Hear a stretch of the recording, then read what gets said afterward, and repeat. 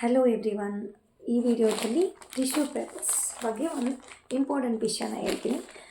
ಏನಂದರೆ tissue paper ಎಲ್ಲರೂ use ಮಾಡ್ತೀವಲ್ವ. ಒಂದು 10 ಜನದಲ್ಲಿ 7 ಜನ ಟಿಶ್ಯೂ ಪೇಪರ್ ಯೂಸ್ಗೆ ಅಡಿಕ್ಷನ್ ಆಗಿರ್ತೀವಿ. ಯಾಕಂದರೆ ಯೂಸ್ ಆ್ಯಂಡ್ ಥ್ರೋ, ಈಸಿಯಾಗಿ ಯೂಸ್ ಮಾಡಿ ಥ್ರೋ ಮಾಡಿಬಿಡ್ಬೋದು. ಮತ್ತು ವಾಶ್ ಮಾಡಿ ಎತ್ತಿಟ್ಕೊಳ್ಬೇಕು ಡೈಲಿ ಅನ್ನೋದು ಇರಲ್ಲ. ಆಫೀಸ್ಗೆ ಹೋಗೋರಿಗೆ, ಬ್ಯುಸಿ ಲೈಫ್ ಸ್ಟೈಲ್ ಇರೋರಿಗೆ, ಮಕ್ಕಳಿಗೆಲ್ಲ ಯೂಸ್ ಮಾಡಿ ಬಿಸಾಕ್ಬಿಡೋಕ್ಕೆ ಈಸಿ ಆಗುತ್ತೆ.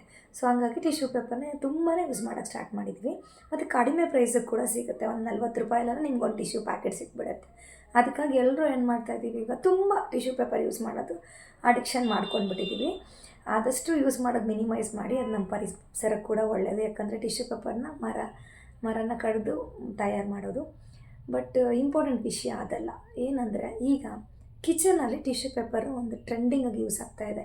ಏನಂದರೆ ಕರೆದಿರೋ ಐಟಮ್ಸ್ಗಳು ಮತ್ತು ಫುಡ್ ಸ್ಟೋರ್ ಮಾಡೋಕ್ಕೆ, ಸ್ವಲ್ಪ ಡ್ರೈ ಆಗಿರಲಿ ಫುಡ್ಡು, ಎಕ್ಸಸ್ ಆಯಿಲೆಲ್ಲ ಇದ್ದರೆ ಅದು ಟಿಶ್ಯೂ ಪೇಪರ್ ಹೀರ್ಕೊಳ್ಳುತ್ತೆ ಅಂತ ಕರೆದಿರೋ ಪದಾರ್ಥಗಳನ್ನ ಟಿಶ್ಯೂ ಪೇಪರಲ್ಲಿ ಪ್ರೆಸ್ ಮಾಡಿ ಎಕ್ಸ್ಟ್ರಾ ಎಣ್ಣೆ ಇರೋದನ್ನೆಲ್ಲ ರಿಮೂವ್ ಮಾಡಿ ತಿನ್ನುವಂಥದ್ದು. ಖಂಡಿತ ಇದನ್ನು ಫಾಲೋ ಮಾಡಬೇಡಿ. ಟಿಶ್ಯೂ ಪೇಪರ್ ತಯಾರು ಮಾಡಿರೋದು ನಿಮ್ಮ ಫುಡ್ ಸ್ಟೋರೇಜ್ಗಲ್ಲ, ಹೈಜೆನಿಕ್ಕೋಸ್ಕರ ಟಿಶ್ಯೂ ಪೇಪರ್ನ ಕಂಡಿಡ್ದಿದ್ದು. ಆದಷ್ಟು ಮಿನಿಮಲ್ ಯೂಸೇಜ್ ಮಾಡಿ.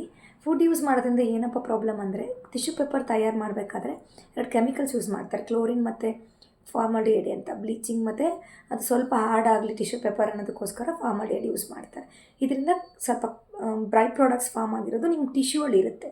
ನೀವು ಎಣ್ಣೆ ಅಬ್ಸಾರ್ಬ್ ಮಾಡಲಿ ಅಂತ ಟಿಶ್ಯೂನ ನೀವು ಫುಡ್ ಐಟಮ್ಸಲ್ಲಿ ಇಟ್ಟಾಗ ಇದು ಕೆಮಿಕಲ್ ಅದಕ್ಕೆ ಟ್ರಾನ್ಸ್ಫರ್ ಆಗುತ್ತೆ. ಸೊ ನೀವು ಇಂಡೈರೆಕ್ಟಾಗಿ ಕೆಮಿಕಲ್ನ ತಿಂತೀರ.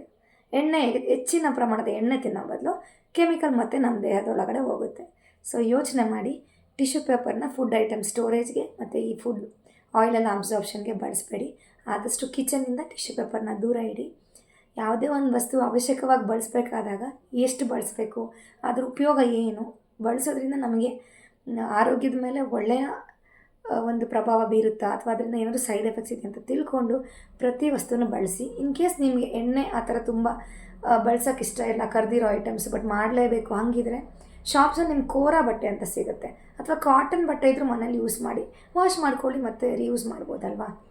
ಟೈಮ್ ಏನು ತೊಗೊಳ್ಳಲ್ಲ. ಡೈಲಿ ಏನು ನಾವು ಕರೆದಿದ್ದು ಆ ಥರ ಎಲ್ಲ ಮಾಡಲ್ಲಲ್ವ. ಸೊ ಹೆಲ್ದಿ ಹ್ಯಾಬಿಟ್ಸ್ನ ಅಳವಡಿಸ್ಕೊಳ್ಳಿ, ನಿಮ್ಮ ಹೆಲ್ತ್ನ ಇಂಪ್ರೂವ್ ಮಾಡ್ಕೊಳ್ಳಿ. Stay healthy. Thank you.